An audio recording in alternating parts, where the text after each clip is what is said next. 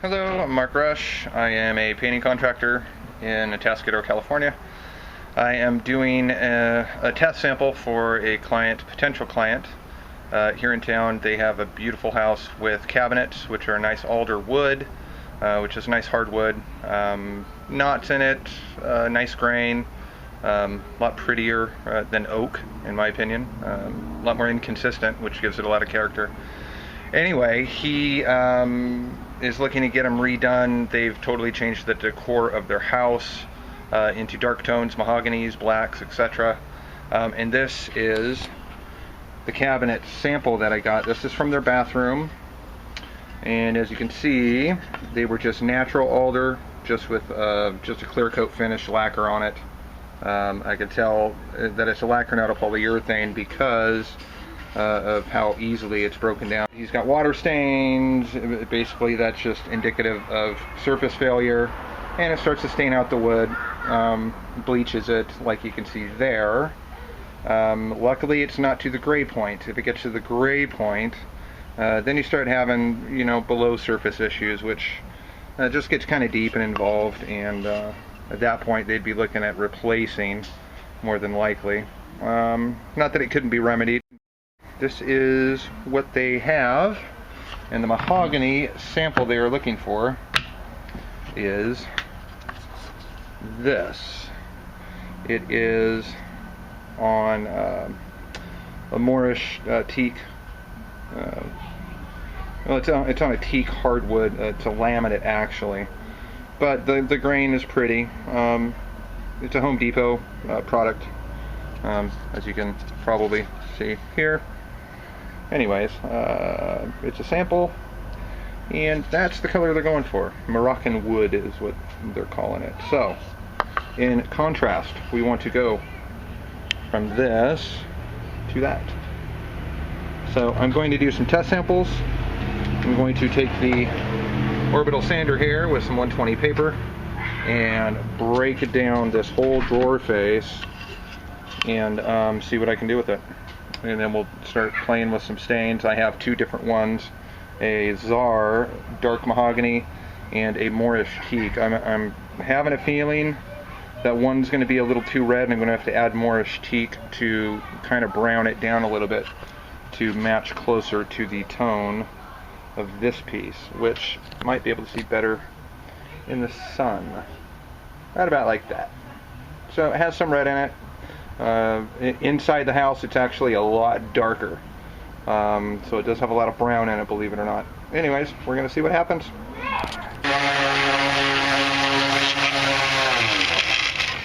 Paper was starting to slip off there a little bit.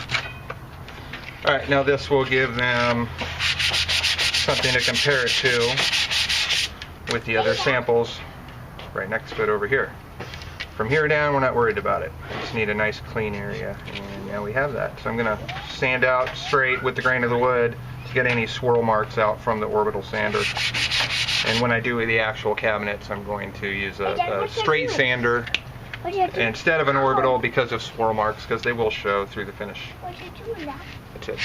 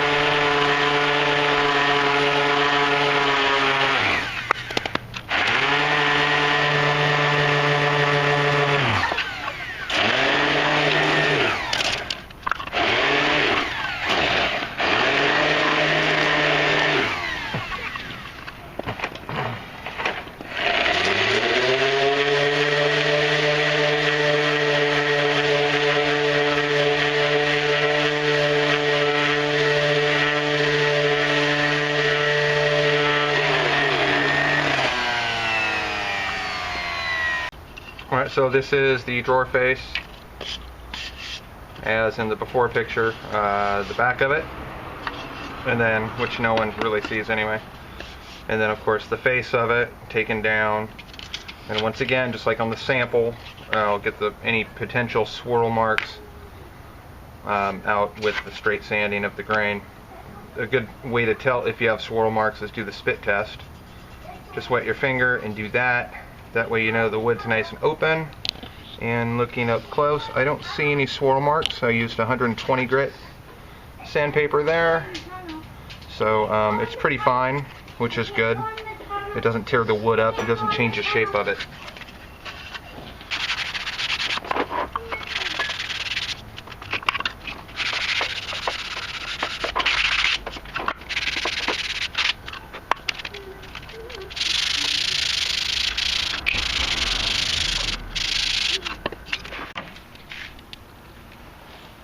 Okay, so here's our prep drawer.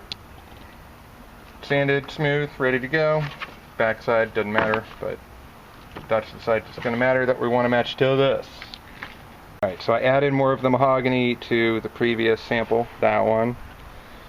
And found a clean edge of the rag, and we're going to do one more square here.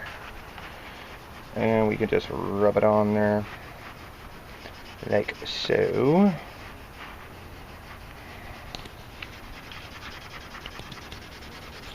And a lot of people say, you know, well, you have to let the stain set for a long time. Well, believe it or not, with alder, it's a pretty dense wood, and with most woods actually, the stain's only going to take so much, or the wood's only going to take so much of the stain. So you do want to let it sit for, you know, let it air dry a little bit. It's already soaking in, and that's probably cool to wipe at this point. We're looking for the characteristics of the red, which were kind of missing in the previous sample. And I can tell you right now, I think I've already got that. So now you can see brown, and now that mahogany really kind of pulled that red back out. So we go sample one here to there, and it's a lot more closer. So now let's turn it over to the actual grain, since this was the back. It's a different structure on the back of the piece. Now we'll do the same thing on the actual face of the wood sample, which would be like equivalent to the drawer face there.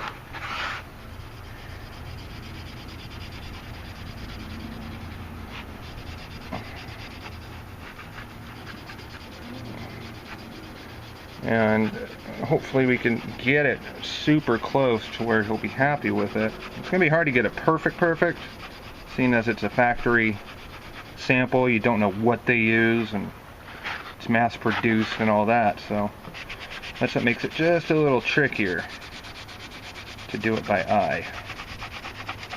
But I think we hit jackpot. And the gloss will bring out what? The finish, since this has a factory polyurethane, I'm assuming, or urethane finish on it, it gives the depth to the wood, which makes it gives it a little golden hue to the surface of it, which is what this is lacking. But once I put a couple coats of the satin polyurethane on top of this, it's probably going to pull it right back out to this. It's going to be super duper close, but we wanted to get that red and we got it. But we're not going to be able to really tell until it dries and the second coat goes on.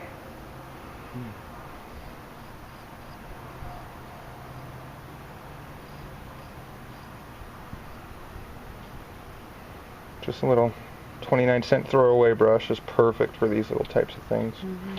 And I'm using just some stock stuff that I had, just a Varathane, an oil-based polyurethane, which is mainly used for like doors and floors even. But it's enough to give us the idea of what we're trying to achieve. So we're going to let that sit and come back to it. Okay, different scenery here. Anyways, back to the finished product now. Here was our sample, and with the teak and mahogany mix that I made, this is what we got on the drawer face. Brought out the red, as you can see. It has the brown in it as well. I'm going to kind of switch angles a little bit here because of glare. It can be deceiving. like on the left side right there, that's deceiving.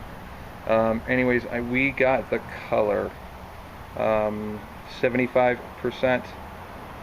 Actually, no, it's more of a 60-40, I would say. 60% Czar, dark mahogany, 40% Moorish teak are the two colors. Both are Czar products, which you can find at any paint store or hardware store.